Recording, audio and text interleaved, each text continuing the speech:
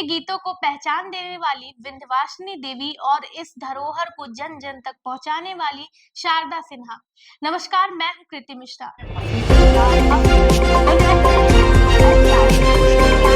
आप देख रहे हैं जनदर्पण माया नगरी, सितारों की दुनिया का असली रंग। छठ पूजा का पर्व जैसे जैसे नजदीक आता है, भारत के विभिन्न हिस्सों में इसका माहौल बनने लगता है। बिहार, उत्तर प्रदेश, झारखंड और दिल्ली सहित भारत के कई हिस्से में इस पर्व का विशेष महत्व है और इन दिनों में छठी मैया के गीतों की धुन घरों से लेकर घाटों तक गूंज उठती है। इस बार 5 नवंबर को नहाए खाए के दिन से ही ये धुनें चारों ओर सुनाई देने लगेंगी। छठ पूजा की गीत जो कभी केवल बिहार के गांव और घाटों तक सीमित थे, आज पूरे देश में छठ के साथ जुड़ गए हैं। इन गीतों में एक अलग ही आकर्षण और अपनापन है। इनकी पारंपरिक धुनें और सरल शब्द लोगों के दिलों को छू जाते हैं। छठ गीतों के इस विशाल और ऐतिहासिक सफर की शुरुआत विंध्यवासिनी देवी से मानी जाती है। पद्मश्री से सम्मानित विंध्यवासिनी देवी ने अपने पूरे जीवन को लोक गीतों और छठी मैया के गीतों को समर्पित कर दिया। उन्होंने न केवल इस पर्व के पारंपरिक गीतों को एक नई पहचान दी, बल्कि इसे संगीत जगत में एक महत्वपूर्ण स्थान दिलाया। उनकी आवाज में सोने के खरौआ हो, दीनानाथ और केरवा जे फरेला अवध में ऊपर सुगा मिड़वाए जैसे गीत आज भी लोगों के कानों में गूंजते हैं और छठ के त्योहार की गहराई को बयां करते हैं। इन गीतों में छठ की धार्मिकता के साथ साथ इस पर्व से जुड़ी आस्था, समर्पण और ममता की झलक मिलती है।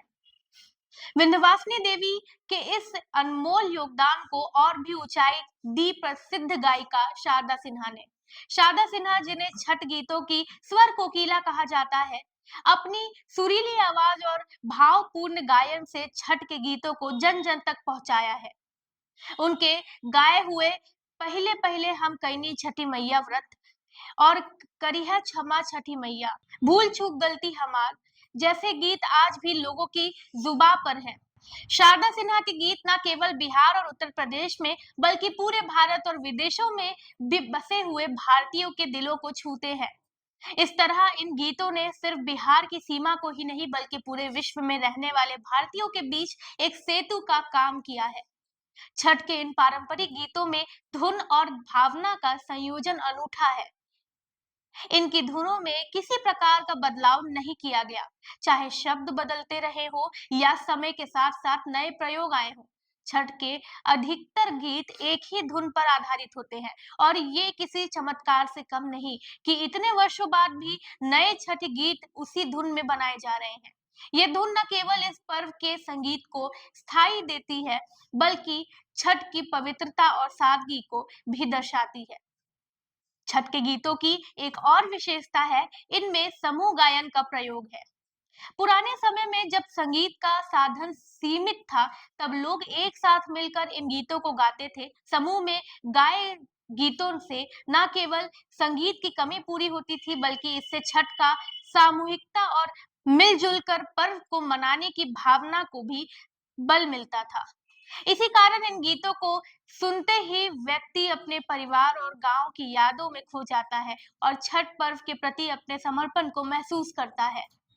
छठ गीतों की ये धरोहर नए जमाने के साथ भी जुड़ती रही है। विंध्यवासिनी देवी और शारदा सिन्हा जैसे कलाकारों ने छठ के गीतों की पवित्रता को बनाए रखने में अहम भूमिका निभाई है, जबकि आजकल कुछ नए कलाकार इसे डीजे और रैप के साथ मिलाकर भी प्रस्तुत कर रहे हैं। ये परिवर्तन आधुनिकता की ओर बढ़ने का प्रतीक है, लेकिन इसके बावजूद छठ गीतों के मूल स्वभाव को सुरक्षित रखने की कोशिश लगातार की जा रही है। एक उदाहरण खेसारी लाल यादव का है, जिनके एक वीडियो में नयिका डीजे पर छठ गीत गाने का आग्रह करती है। हालांकि उत्सव के माहौल में एक दिन के लिए ऐसे गीत सुनने में कोई बुराई नहीं है, लेकिन लोगों की असली पसंद अब भी वही पुरानी और भावपूर्ण गीत है जो इस पर्व की पारंपरिक महक और भावना को जीवित रखती है।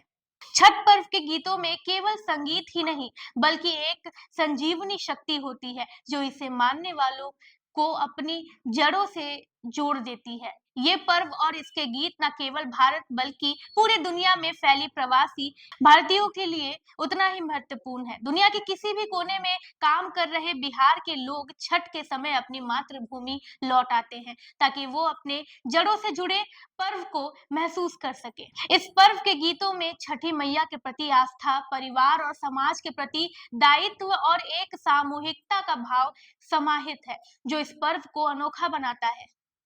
हमारे द्वारा दी गई इन्फॉर्मेशन आपको कैसी लगी कमेंट करके जरूर बताएं और देखते रहे जनदर्पण न्यूज। धन्यवाद।